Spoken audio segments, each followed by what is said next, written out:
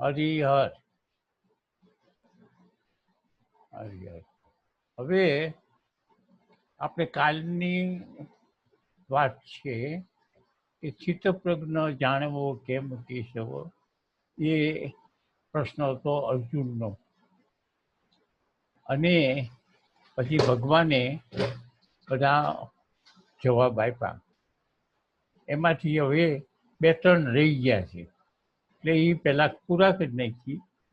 પછી હવે ચિત્તપ્રજ્ઞ તો સમજ્યા બધા કે ચિત્તપ્રજ્ઞ કોને કેવો, એના લક્ષણો શું છે, એવી વાત છે આમાં. નિશા જે સર્વભૂતો, ચિત્તપ્રજ્ઞના લક્ષણો કે છે એમાં આ 69મો શ્લોક છે. નિશા જે સર્વભૂતોની તેમાં જાગ્રત સંયમી, જેમાં જાગે બધા ભૂતો તે જ્ઞાની મુનિની નિશા. બહુ સરસ છે, તમારે નોટ કરવી હોય તો કરી લ્યો. અને પ્રચલિત છે, ઘણું સરસ છે. જુઓ, ભગવાન એમ કે છે નિશા જે સર્વભૂતોની, નિશા જે સર્વભૂતોની તેમાં જાગ્રત સંયમ. હવે આના 2 અર્થ થાય છે. પહેલો અર્થ આપણે કરી નાખી, પછી બીજો અર્થ કરીશું. નિશા એટલે રાત્રિ, સર્વભૂતોની એટલે સર્વ પ્રાણીઓની, પૃથ્વી ઉપરના બધા પ્રાણીઓ. નિશા જે સર્વભૂતોની તેમાં જાગ્રત સંયમ. આ સાદો સીધો અર્થ કે નિશા એટલે રાત્રિ, જે રાત્રિ સર્વભૂતોની છે. આનો સીધો અર્થ આવો થાય કે જે રાત્રિ સર્વભૂતોની એટલે સર્વ પ્રાણીઓની છે, તેમાં જાગ્રત સંયમ. એટલે તેમાં સાધુ સંતો જે સંયમી છે, જે ઇન્દ્રિયોને સંયમ રાખે છે, તેવાને માટે આ દિવસ છે જાગ્રત સંયમી. નિશા છે સર્વભૂતોની તેમાં જાગ્રત, જાગ્રત એટલે જાગે છે. નિશા, હજી ફરી વાર, નિશા જે સર્વભૂતોની એટલે દરેક પ્રાણી માત્રની જે રાત્રિ છે તેમાં જાગ્રત સંયમી. એટલે એમાં સાધુ સંતો જે સંયમી છે એ જાગે છે. આ સીધો અર્થ કરું. જેમાં જાગે બધા ભૂતો. હવે જે દિવસ છે અને દિવસમાં બધા ભૂતો એટલે તમામ પ્રાણીઓ જાગતા હોય છે. જેમાં જાગે બધા ભૂતો, તમામ પ્રાણીઓ જે દિવસમાં જાગતા હોય છે તેમાં તે જ્ઞાની મુનિ, તે જે જ્ઞાનીઓ છે તેના માટે રાત્રિ છે. આમ ભગવાને કીધું. પણ આ વાત છે, પણ હજી એના કરતા ઊંચી જે વાત છે એ અર્જુનને સમજાવવાની. નિશા જે સર્વભૂતોની, પૃથ્વી ઉપરના તમામ પ્રાણીઓ અજ્ઞાની છે. એમાં જે અજ્ઞાની છે એના માટે રાત્રિ છે. નિશા જે સર્વભૂતોની, જેના માટે રાત્રિ છે, તે અજ્ઞાની માણસોને માટે આ જે જ્ઞાન છે એ જ્ઞાન જેને નથી પ્રાપ્ત કર્યું એના માટે આ રાત્રિ છે.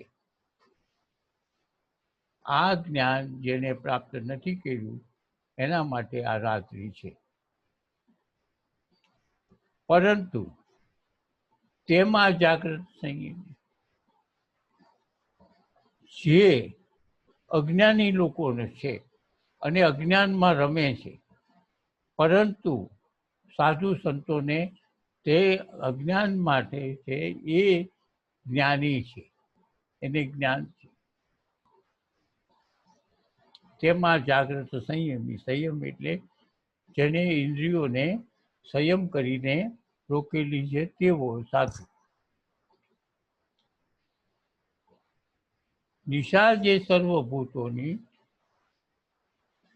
જે તમામ ભૂતોને જેને માટે અજ્ઞાન છે એ સંયમી માટેનો દિવસ છે. એટલે જ્ઞાન છે અને અજ્ઞાન છે. જ્ઞાન અને અજ્ઞાન જે સર્વ ભૂતો સર્વ પ્રાણીઓને માટે અજ્ઞાન છે તેને માટે જાગ્રત સંયમ. એટલે કહેવાનો મતલબ એમ થાય છે કે જે સર્વ પ્રાણીઓને માટે અજ્ઞાન છે એ અજ્ઞાનને જગ્યાએ નિશા એટલે રાત્રિ કીધી પરમાત્માએ. નિશા એટલે રાત્રિ, અને ભૂતોની તેમાં જે અજ્ઞાન છે એ તમામ પ્રાણીઓને માટે રાત્રિ બરાબર છે, અને સંયમી જે છે તેના માટે દિવસ બરાબર છે, જે જ્ઞાન છે. એટલે પછી બીજી લીટીમાં એમ કે છે જેમાં જાગે બધા ભૂતો. હવે જેને સંસાર બધો સત્ય લાગે છે, બધા ભૂતો એટલે તમામ પ્રાણીઓ, સંસારના તમામ પ્રાણીઓ, સંસારના તમામ પ્રાણીઓ જાગે છે. એટલે જેને સત્ય લાગે છે, સંસારના તમામ પ્રાણીઓને જે દિવસ લાગે છે, જે સત્ય લાગે છે, જે સંસાર સત્ય લાગે છે, તે જ્ઞાની મુનિની નિશા. નિશા એટલે રાત. જ્ઞાની મુનિઓને આ સંસાર જે સત્ય છે, સંસાર જે અત્યારે જે છે એ રાત્રિ બરાબર છે.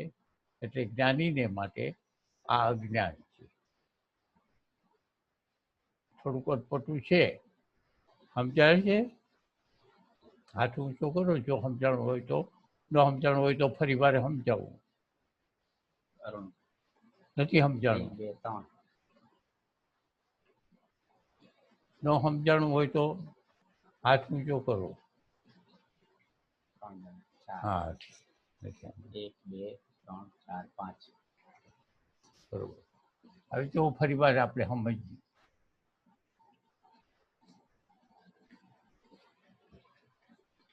જ્ઞાની અને અજ્ઞાની. જ્ઞાની એટલે જેને પરમ તત્વનું જ્ઞાન થઈ ગયું છે, જે જીવન મુક્ત થઈ ગયો છે એ જ્ઞાની. અને જેને જ્ઞાન નથી તે અજ્ઞાની. આ બેને કહે છે, બેના માટે કહે છે ભગવાન.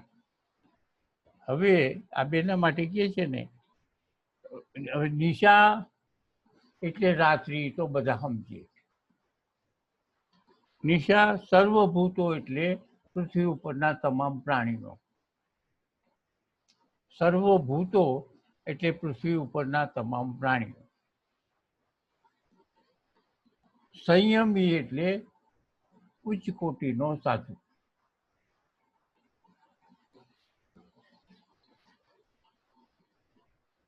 જાગે બધા ભૂતો જ્ઞાની. હવે હું સમજાવું. નિશા એટલે રાત્રિ, દિવસ એટલે દિવસ, સંયમી એટલે ઉચ્ચ પ્રકારનો સાધુ, જીવન મુક્ત. બધા ભૂતો એટલે સંસારમાં જે તમામ પ્રાણીઓ છે તે.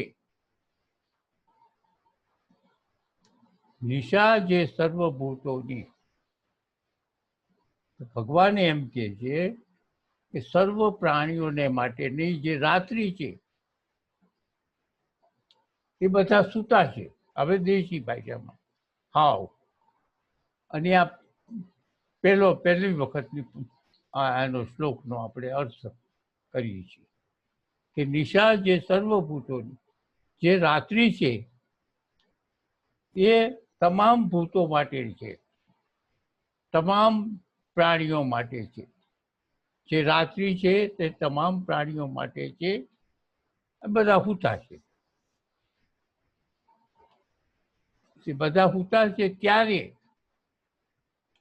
સંયમી જાગે છે. આ દેશી જાગે છે એટલે એને દિવસ સમાન છે. જ્યારે તમામ પ્રાણીઓને રાત્રિ સમાન છે, રાત્રિ છે એને દિવસ જેવું લાગે છે એટલે એ જાગે છે. આમ થાય સાધુઓ હોય ને આખી રાત લગભગ જાગતા હોય, દિવસે પછી ઊંઘે કે અથવા તો પટલાયું કરે, એ બધા સત્સંગ કરે. હવે બીજું, જેમાં જાગે બધા ભૂતો એટલે દિવસ. બધા ભૂતો જાગે છે ક્યારે? દિવસે. જેમાં જાગે બધા ભૂતો તે જ્ઞાની મુનિની નિશા. નિશા એટલે રાત્રિ. જ્ઞાનીઓ જે છે એને માટે આ રાત્રિ છે. હવે જેને જ્ઞાન થઈ ગયું છે, જે વ્યક્તિને જ્ઞાન થઈ ગયું છે, જે વ્યક્તિ બ્રહ્મજ્ઞાની છે, તેને આ સંસાર રાત્રિ બરોબર લાગે છે, અસત્ય લાગે છે. આ બીજો અર્થ કરું છું. જે જીવન મુક્ત થઈ ગયો છે તેને માટે આ આખો સંસાર દિવસ હોય કે રાત્રિ હોય, આખો સંસાર રાત્રિ બરાબર અસત્ય કે રાત્રિ બરાબર છે. તેમાં જાગૃત નહીં. અને આ રાત્રિ બરાબર છે, પરંતુ એમાં એ પોતે દિવસ સમજીને અને રાત્રિ સમજીને પોતે જાગે છે. આવો સંયમી છે સાધુ છે તે. જેમાં જાગે બધા ભૂતો. તમામ પ્રાણીઓ, પૃથ્વી ઉપરના તમામ પ્રાણીઓ જાગતા હોય છે, દિવસ હોય છે.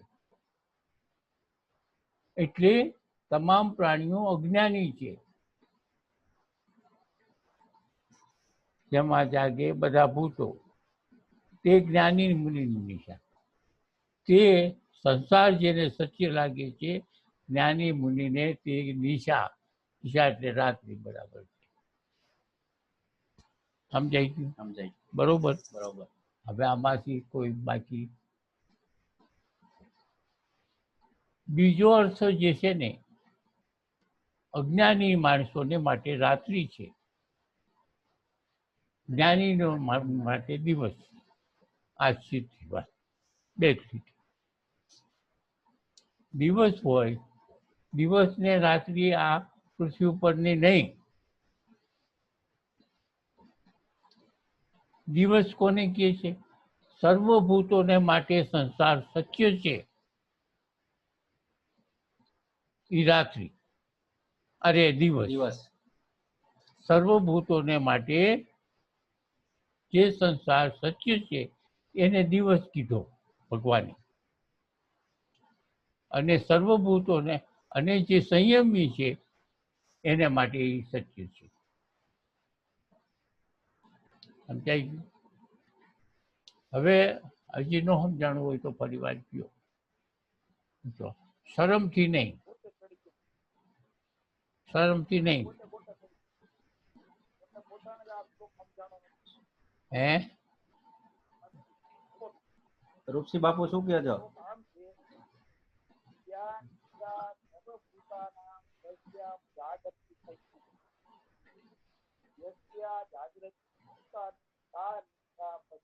બાપુ કાંઈક કહે છે. એનું માઇક ચાલુ થઈ ગયું છે. એમનું માઇક ચાલુ થઈ ગયું છે. કોઈને સમજાવે.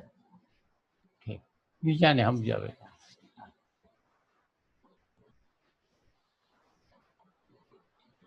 હવે ત્યાર પછીનું જે સમજાવે છે ભગવાન, સદા ભરાતા અચલ પ્રતિષ્ઠ સમુદ્રમાં નીર બધા પ્રવેશે, જેમાં પ્રવેશે સૌ કામ તે શાંતિ પામે નહીં કામ કામ. સદા ભરાતા અચલ પ્રતિષ્ઠ સમુદ્રમાં નીર બધા પ્રવેશે. ચોમાસું હોય, નદી નાળા જે કંઈક છે એ બધા પાણીથી ઉભરાતા હોય, ગમે એટલા હોય, છતાં તે છેલ્લે સમુદ્રમાં ભળે.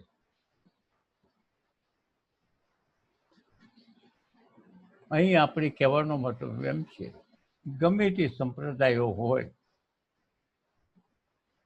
ગમે તે સંપ્રદાય હોય, ગમે તે ભક્ત હોય, પણ જો જીવન મુક્ત થયો હોય તો એ બધા એક જ જગ્યાએ આવે છે.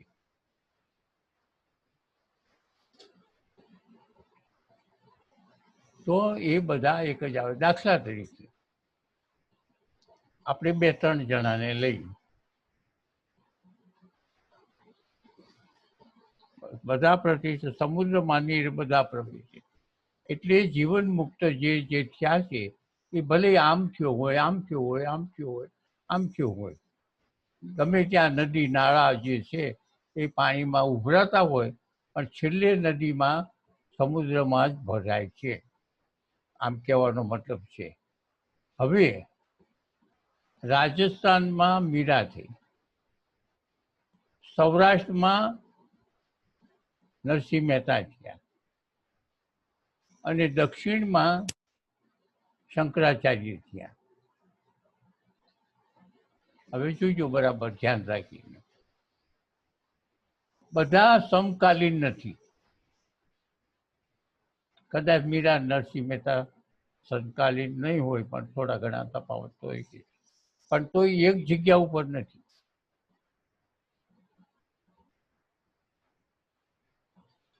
અને બુદ્ધ ઠેઠ ક્યાંય ગયા, બહુ આગે ગયા. અને હજી લેવા હોય તો લઈએ આપણે મહર્ષિ, એ દક્ષિણમાં છે. મેં બધાને જ્ઞાન છે, આ બધાને જ્ઞાન છે. તો મીરાએ કીધું, મને મારો નાવલિયો ભાવે રે, બીજો મારી નજરે ન આવે, ગોવિંદો પ્રાણ મારો રે, મને જગ લાગ્યો છે ખારો. હવે શંકરાચાર્ય એવું કીધું, બ્રહ્મ સત્ય જગત મિથ્યા. તો બ્રહ્મ સત્ય જગત મિથ્યા કીધું, મને મારો નાવલિયો ભાવે રે, બીજો નજરે ન આવે, ગોવિંદો પ્રાણ મારો રે, મને જગ લાગ્યો છે ખારો. જગત લાગ્યો છે ખારો એટલે જગત મિથ્યા, બ્રહ્મ સત્ય જગત મિથ્યા.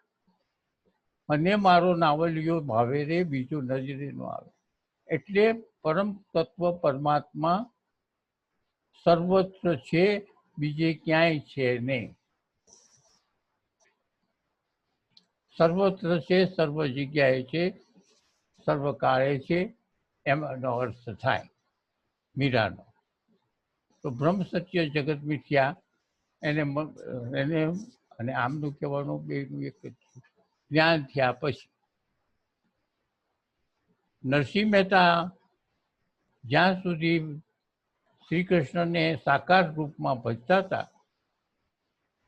ત્યાં સુધી તો બધા મારા કામ કરીને, તું આમ કરીને, તું આમ કરી, અને બધા કામ કર્યા. એ કેવી રીતે કર્યા એનો પ્રશ્ન બીજી બાજુનો છે. પણ નરસિંહ મહેતાને જ્યારે જ્ઞાન થયું, ત્યારે કીધું કે અખિલ બ્રહ્માંડમાં એક તું શ્રી હરિ, એટલે આખા બ્રહ્માંડમાં તું એક જ છો, નિરાકાર છો, એક જ છો, ક્યાંય બીજે નથી.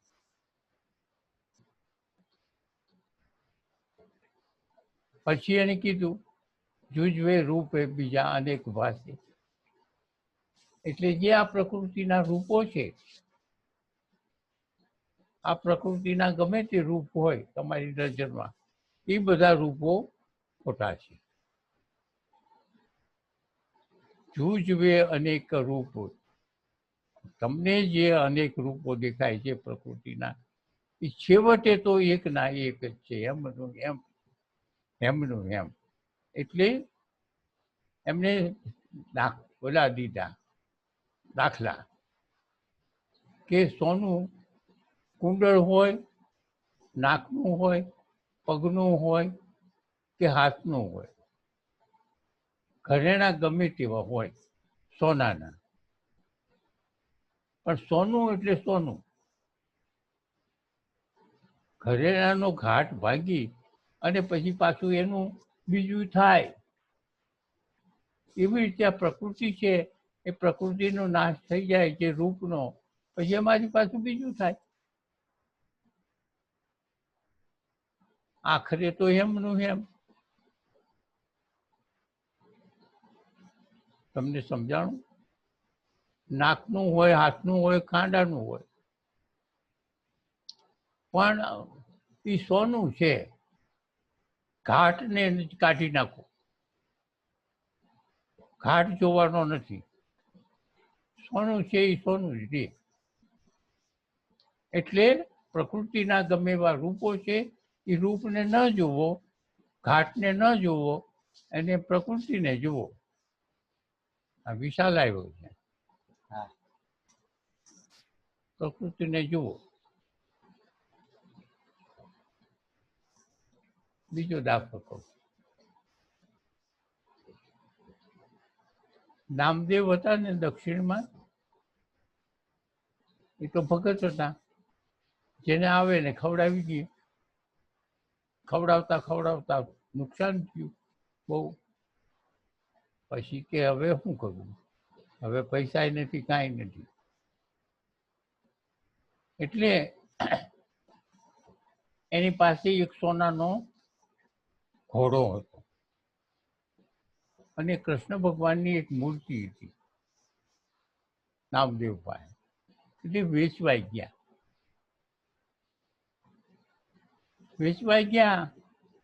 તો એટલે સોનીએ ઘોડાની કિંમત ઘણી આંકી અને મૂર્તિની કિંમત ઓછી આવી.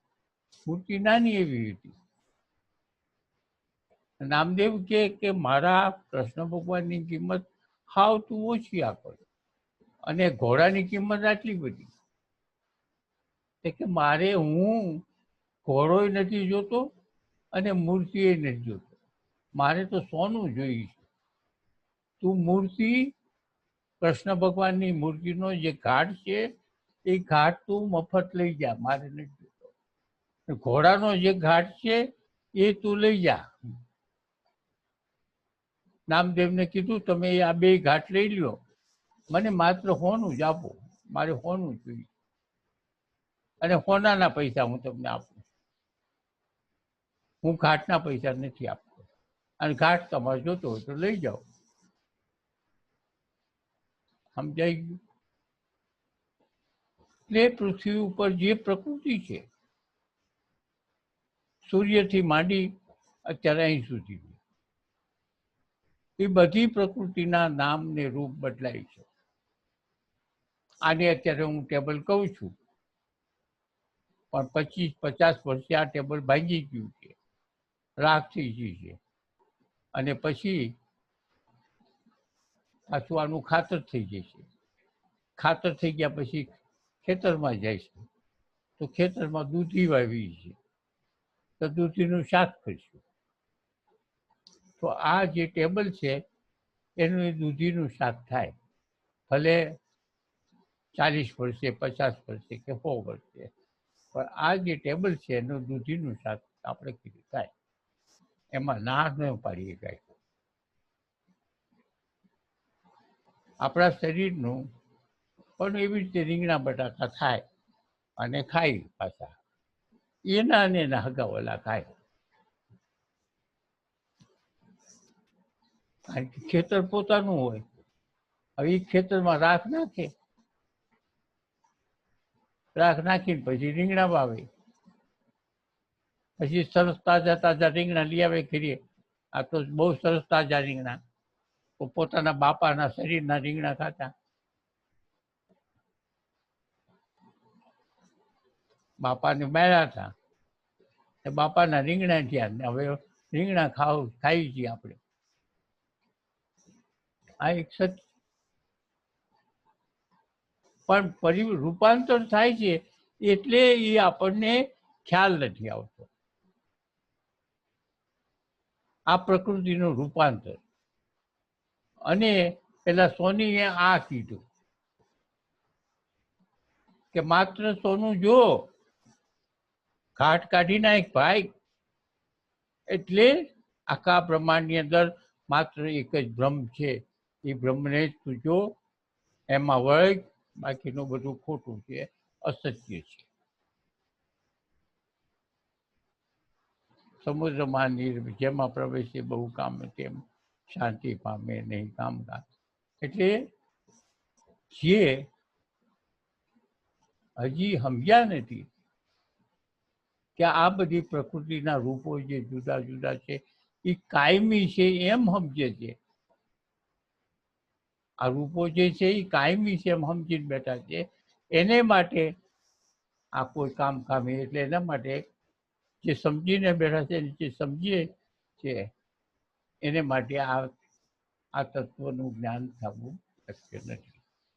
કામ કામી નહીં કામ કામી, શાંતિ પામે નહીં કામ કામી. એને શાંતિ નહીં રહી, કામે નહીં થાય કાંઈ. હવે ભગવાન છેલ્લે કહે છે, છોડીને કામના સર્વે ફરે જે નર નિસ્પૃહ, અહંતા મમતા મૂકી તે પામે શાંતિ. છોડીને કામના, આ જે આપણે જે બ્રહ્મજ્ઞાનીનું જે આપણે એને કહી છીએ ને, કેવો હોય, એને લક્ષણો કેવા હોય, એને ઓળખવો કેવી રીતે? તો છોડીને કામના સર્વે. જે પુરુષને કામના, કામના એટલે શું?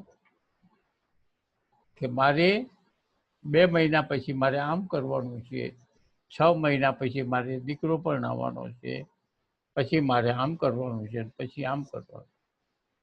તમે ભવિષ્યની યોજનાઓ 20-20 વર્ષની ગોઠવી રાખો. એ કામના. હવે આ કામનાઓ જે છે ત્યાં સુધી તમારો જીવ એમાં ને એમાં. મારે 10 વર્ષ પછી આ કામ આવે છે, પછી 20 વર્ષ પછી આ, પછી મકાન બનાવવું છે, પછી ગાડી લેવી છે. આ બધી કામનાઓ ગોઠવી રાખી છે. પરંતુ સંત જેને છે, જીવન મુક્ત છે, એને કોઈ કામના ન. છોડીને કામના સર. મારે આવું કરવું છે કે આવું કરવું છે કે આવું કરવું છે, અઠવાડિયા પછી શું કરવું છે શું. છોડીને કામના સર્વે ફરે જે નર નિસ્પૃહ, કોઈ પણ સ્પૃહા વગરનો આવો જે વ્યક્તિ છોડેલી જેને કામના સર્વે છે તેવો નિસ્પૃહ, એને કોઈ કામનાની પડી નથી. નિસ્પૃહ અરે જે અહંતા મમતા મૂકી તે પામે શાંતિ. ભારત. ભારત એટલે અર્જુન. ભારત અર્જુનનું નામ છે બીજું. એટલે અર્જુનને કહે છે, હે ભારત, હે અર્જુન, આવો જે છે અહંતા મમતા, કોઈ પણ પ્રકારનું અભિમાન ન હોય તેવો મુક્ત તે પામે શાંતિ. ભારત. એ ભારત તે શાંતિ પામે છે. આ શ્લોક અત્યારે જે સ્થિતપ્રજ્ઞ છે કોને કેવો, એ જે અર્જુનનો પ્રશ્ન હતો, એ પ્રશ્ન આજે અત્યારે પૂરા થઈ ગયા. હવે આપણે ગંગા સ્થિતિને લઈ. હા, હજી એક લીટી રહી ગઈ છે. આ છે દશા, આ છે બ્રહ્મ દશા, એને પામે ના મોહમાં પડે, અંતકાળે તે રાખી બ્રહ્મ નિર્માણ મેળવે. હા જો, હવે આ છે બ્રહ્મ દશા. એટલે આ આખી વાત કરી જે પહેલેથી છેલ્લે સુધીની જે વાત કરી એવો જે હોય એને બ્રહ્મદશા કહેવાય, એ જીવન મુક્ત કહેવાય, બ્રહ્મનિષ્ઠ કહેવાય. એને બ્રહ્મદશા એને પામે ના મોહમાં પડે. એ કોઈ પણ જાતના ક્યારેય મોહમાં, ગમે તેવી પરિસ્થિતિ હોય તો મોહમાં ન પડે. અંતકાળે તે રાખી, અંતકાળે તેના બુદ્ધિમાં એ હોય જ, એ બ્રહ્મ નિર્વાણ પામે. છેવટે એ બ્રહ્મમાં સમાઈ જાય છે.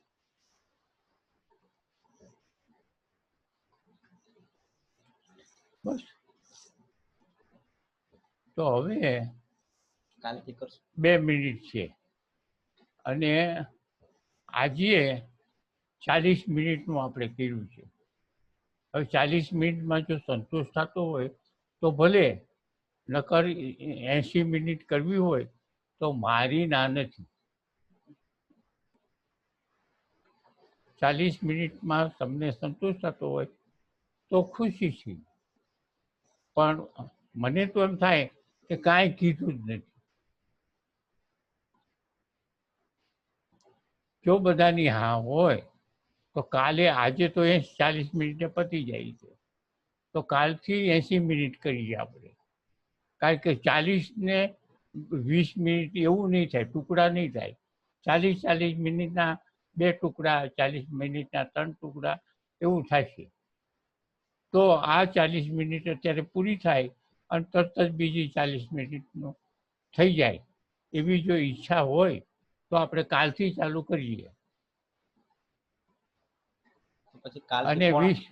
અને આ 40 મિનિટમાં જ તમને સંતોષ થઈ જતો હોય કે વાહ વાહ, હવે તો ઘણું આપણે મેળવી લીધું, હવે સૂઈ જાય ખાઈ પીને, એવું થતું હોય તોય મને વાંધો નથી.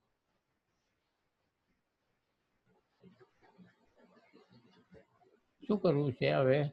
ઊંચો હાથ કરે એટલે ઊંચો હાથ કોણ કરે? 80 વાળા, 80 વાળા ઊંચો હાથ કરે. હા, 1 આવ્યો, 2 આવ્યા, 3 આવ્યા.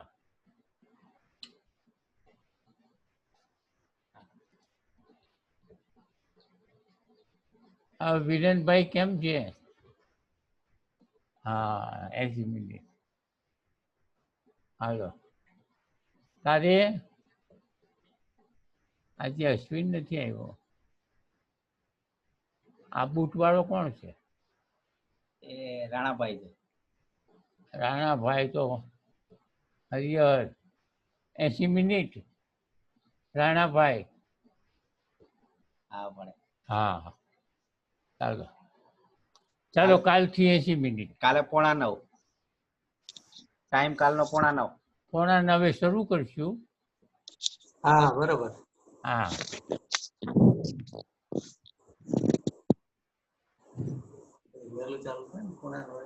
કાલે 40, કાલે 80. હરિહર. હા, આ ભરત